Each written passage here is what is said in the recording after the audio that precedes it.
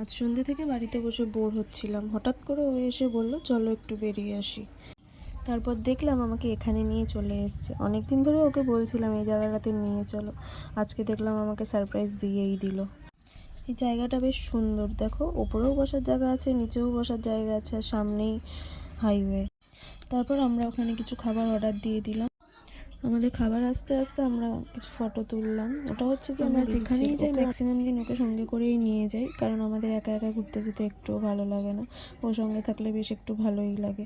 তারপর আমাদের খাবার আসতে আসতে ও খেতে শুরু করেছে, আর খেয়ে ঝাল লেগেছে দেখে দেখো কেমন করছে। তারপর ও সঙ্গে সঙ্গে ঠান্ডাটা দিল ওকে খেতে। তারপর আমরাও একটুখানি খেয়ে নিলাম। চিকেনটা বড্ডই ঝাল ছিল, আমি তো ঝাল খাই না, ওই বেশিটা খেয়েছে, আমি অল্প একটুখানি খেলাম। তারপর বাড়ির দিকে আমরা রওনা দিলাম। নিজের মানুষের থেকে মাঝে মাঝে এরকম সারপ্রাইজ খেতে কিন্তু ভালোই লাগে। আজকে তাহলে আসি, আবার দেখা হবে অন্যদিন। টাটা সবাইকে।